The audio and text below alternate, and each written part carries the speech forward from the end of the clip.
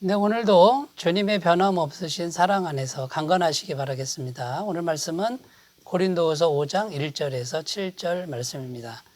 만일 땅에 있는 우리의 장막집이 무너지면 하나님께서 지으신 집, 곧 손으로 지은 것이 아니요 하늘에 있는 영원한 집이 우리에게 있는 줄 아느니라. 참으로 우리가 여기서 탄식하며 하늘로부터 오는 우리 처소로 덧입기를 간절히 사모하노라. 이렇게 입으면 우리가 벗은 자들로 발견되지 않으려 함이라. 참으로 이 장막에 있는 우리가 짐진 것 같이 탄식하는 것은 벗고자 함이 아니 오히려 덧입고자 함이니 죽을 것이 생명의 삼킨 바 되게 하려 함이라. 곧 이것을 우리에게 이루게 하시고 보증으로 성령을 우리에게 주신 이는 하나님이시니라. 그러므로 우리가 항상 담대하여 몸으로 있을 때에는 주와 따로 있는 줄 아노니 이는 우리가 믿음으로 행하고 보는 것으로 행하지 아니함이로라. 아멘. 네, 오늘 말씀의 내용도 역시 어제 말씀에 이어지는 내용인데요. 바울이 복음을 전하는 삶을 평생 살았는데 정말 많은 고난을 겪으면서도 어떻게 실망하지 않고 그렇게 복음을 최선을 다해서 전할 수 있었느냐라는 그런 주제로 말씀을 드렸지요. 그래서 바울에게는 영원히 흔들리지 않는 소망이 있었는데 그 소망이 이제 어제 말씀은 영원한 영광을 소망했다. 이제 이렇게 말씀을 드렸고요. 오늘 말씀은 바울이 소망한 것은 천국에서 영원한 삶, 영원한 생명, 이것을 사모했다라고 하는 것이 이제 오늘 말씀의 내용이 되겠습니다. 그래서 오늘 말씀의 주제는요, 천국의 영원한 삶을 사모하는 사람, 이것을 소망하는 사람은 이 땅에서 어떤 영적인 은혜를 추구하며 사는가, 어떤 영적인 은혜를 추구하며 사는가에 대해서 이제 말씀해 주고 있는데 하나씩 살펴봄으로써 은혜를 함께 나누도록 하겠습니다. 첫 번째는요, 하늘에 있는 영원한 집을 사모하며 사는 삶이 된다라는 것입니다. 1절 말씀입니다. 만일 땅에 있는 우리의 장막집이 무너지면 하나님께서 지으신 집, 곧 손으로 지은 것이 아니요 하늘에 있는 영원한 집이 우리에게 있는 줄 아느니라. 자, 1절 말씀 이렇게 기록하는데요. 여기 보면 땅에 있는 우리의 장막집 이렇게 되어 있는데 우리 육체를 의미합니다. 그 장막집이 무너진다 이 뜻은 우리 육체가 죽으면 이런 의미가 되는 거죠. 자, 장막집이라고 하는 건 천막집입니다. 그러니까 영원히 살 집이 아니죠. 일시적으로 머물렀다가 또 천막을 거두어서 다른 곳으로 옮기는 이제 그런 것을 이제 비유로 말씀하는 겁니다. 그러니까 우리가 지금 이 땅에 살고 있는 이 육체는 영원한 게 아니라 천막집 같다, 일시적인 집 같다라는 것이고, 그래서 우리 육체가 이 땅에서 살다가 이제 죽으면 이런 뜻이 되는 거죠. 그러면 하늘에 있는 영원한 집이 있다 이렇게 표현하는데 이 하늘에 있는 영원한 집은 부활의 몸을 의미합니다. 천국에서 입을 영원한 몸이죠. 영원한 육체를 말하는 거죠.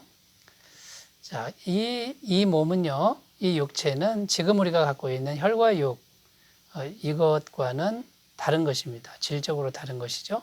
고린도전서 15장 50절에 보면 형제들아 내가 이것을 말하노니 혈과 육은 하나님의 나라를 이어받을 수 없고 또한 썩는 것은 썩지 아니하는 것을 유업으로 받지 못하느니라. 지금 우리가 갖고 있는 혈과 육은 하나님 나라에 못 들어간다 이렇게 이제 표현하는 것이고요. 그럼 천국에 가면은 몸이 있느냐? 반드시 몸이 있다라는 겁니다. 이런 몸이 아닌 새로운 육체가 있다라는 것이죠. 그래서 하늘에 있는 장막집은 쉽게 말해서 부활체를 말하는 겁니다. 예수님께서 부활하신 이후에 입었던 새로운 몸이죠. 곧 영생의 몸이라는 그 몸을 이제 덧입는 거죠. 그 몸은 성경에 보면 누가복음에 보면 공간 이동이 가능합니다. 갑자기 나타나고 벽을 뚫고 가기도 하고 뭘 만질 수도 있고 음식을 먹을 수도 있고 안 먹을 수도 있는 신비한 몸이 되는 거죠. 그 몸을 입는 것입니다. 자, 우리가 죽으면 이런 몸이 있음을 사모하는 삶을 산다라는 겁니다. 그러니까 천국의 영원한 삶을 소망하는 사람은 하늘에 있는 영원한 집, 그러니까 부활체를 사모하는 삶을 산다라는 것이죠. 자, 그러면 여러분, 이런 하늘에 있는 영원한 몸, 영원한 집은 어떻게 얻을 수 있습니까? 복음을 믿어야 됩니다. 복음을 전해서 그 복음을 믿는 사람, 곧 예수님을 구주로 영접하고 십자가 보혈을 믿음으로 완벽한 죄 사함을 받는 사람에게는 영생이 주어지죠. 그 영생의 능력이 우리에게 와서 부활체를 덧입혀 준다라는 것입니다. 자, 여기서 우리가 또 생각할 것은 우리의 죽음이라고 하는 것입니다. 이 죽음이라고 하는 것은 반드시 나쁜 것만은 아니다. 부정적인 것만은 아니다라는 겁니다. 왜 그렇습니까? 죽음을 통해야만 영혼과 육체가 분리가 일어나고요. 영혼과 육체의 분리가 일어나서 지금 갖고 있는 혈과 육은 흙으로 가게 해야 됩니다. 흙으로 가고 우리 영혼은 이제 하늘에 가서 영원한 몸을 입게 되는 것이죠. 여러분, 이런 새로운 몸, 영원한 몸, 부활체, 여기에 대한 사모함이 얼마나 있으십니까? 이 사모함을 꼭 가지셨으면 좋겠고요. 또 이 땅에서의 죽음, 그 죽음을 생각하면서 지나치게 절망하고 있지는 않은지, 두려워하고 있지 않은지 돌아보셨으면 좋겠습니다. 자, 첫 번째는요, 하늘에 있는 영원한 집을 사모하며 산다는 그런 것이고요. 두 번째는요, 지금 우리가 살아서 주님의 재림을 사모하는 삶을 산다라는 것입니다. 4절 말씀입니다. 참으로 이 장막에 있는 우리가 짐진 것 같이 탄식하는 것은 벗고자 함이 아니요 오히려 덧입고자 함이니 죽을 것이 생명의 삼킨 바 되게 하려 함이라. 여기 이제 오늘 4절 말씀은 지금 무슨 말씀이냐면 지금 우리가 현재 살아있는 상태, 육체를 가지고 살아있는 상태에서 말하는 겁니다. 육체를 지금 가지고 있는 상태에서 뭐를 지금 사모하느냐, 이제 그런 내용인데요. 벗고자 함이 아니요 덧입고자 함이니 이렇게 지금 표현하는데 벗는 게 아니라 덧입는 것이다. 이걸 지금 강조하고 있는 거죠. 여러분, 벗는 것은 영혼이 육체로부터 이제 벗어나는 것을 의미하고요. 덧입는 것은 뭐냐면 살아있는 상태인데 부활의 몸으로 덮어 씌워지는 것을 이렇게 말하는 거죠. 그러니까 이제 죽어서 우리가 죽을 때 영혼과 육체가 분리가 일어나서 영원한 몸, 그것을 입을 수도 있지만 우리가 살아있을 때 주님이 재림하시면 죽지 않고 죽음을 보지 않고 부활체로 덧입혀지는 이런 은혜가 있다라는 거예요. 그래서 이것을 사모한다라는 것이죠. 자, 이것도 영원한 집을 사모하는 사람들이 지금 소망하고 추구해야 될 삶이라는 것입니다. 자, 바울이 여기서 왜 이런 말을 하는 걸까요? 그 이유는 뭐냐면 그때 당시 영지주의자들 때문에 이런 말을 하는 겁니다. 영지주의자들은요, 육체는 더럽고 영혼은 깨끗하다.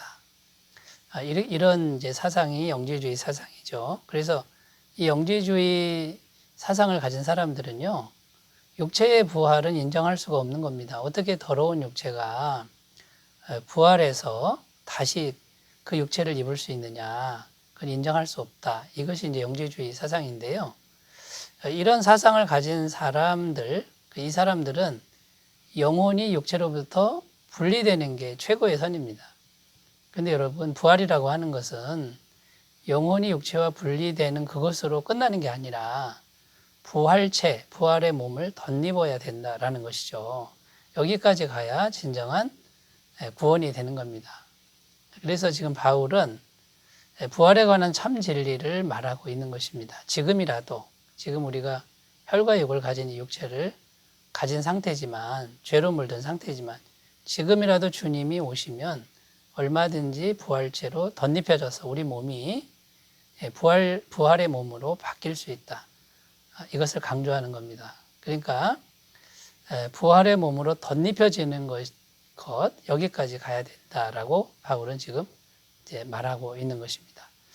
여러분, 부활의 진리를 꼭 믿으시기 바라고요. 그 부활의 진리를 믿는 사람은 지금 살아있는 이 상태에서도 얼마든지 부활의 몸이 덧입혀질 수 있음을 믿는다라는 것이죠.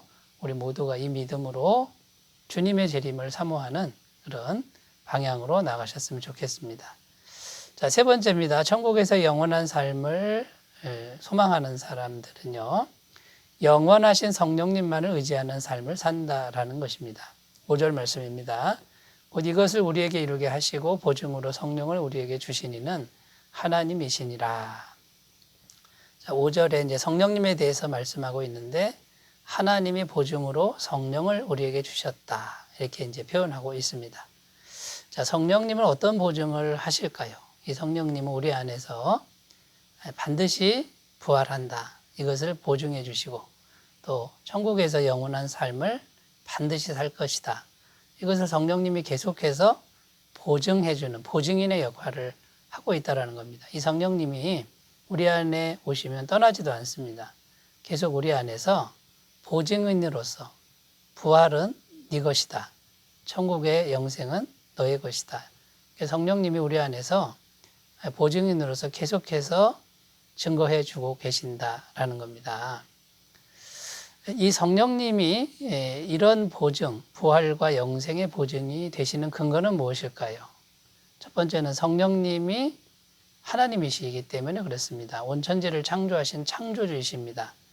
삼위일체 하나님의 제3위 하나님이죠. 성부, 성자, 성령 제3위 하나님이고 이 성령님은 창조주 하나님입니다.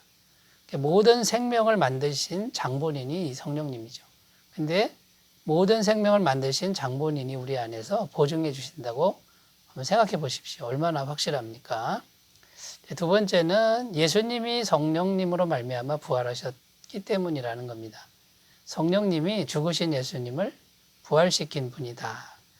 이 말씀이 로마서 8장 11절에 있죠. 예수를 죽은 자 가운데서 살리신 이의 영이 너희 안에 거하시면 그리스도 예수를 죽은 자 가운데서 살리신 이가 너희 안에 거하시는 그의 영으로 말미암아 너희 죽을 몸도 살리시리라. 예수님을 죽음에서 살리신 분이 성령님이시기 때문에 얼마든지 우리도 다시 살린다라고 보증하신다라는 것이죠. 세 번째는 성령님이 우리로 하여금 부활과 천국에 합당한 자로 빚어가고 계시기 때문이라는 겁니다. 성령님만이 우리를 거듭나게 하실 수 있고 하나님의 자녀로 증거하시고 날마다 성령의 열매를 맺게 하시고 우리의 믿음이 성숙하게 이끌어 주신다라는 것입니다. 여러분 어떻게 살아야 되겠습니까? 우리는 모두 영원한 삶을 확실하게 약속받은 사람들인데 성령님을 찬양하고 또 순종하고 성령을 따라 행하는 귀한 삶이 되시기 바라겠습니다. 기도합니다. 하나님 아버지, 천국에서 영원한 삶을 항상 사모하는 우리들이 되게 해주시고 이 혈과 육에 속한 우리의 육체가 이제 영원한 하나님이 주시는 새로운 부활체로 덧입혀지는 이 진리를 사모하게 하옵소서.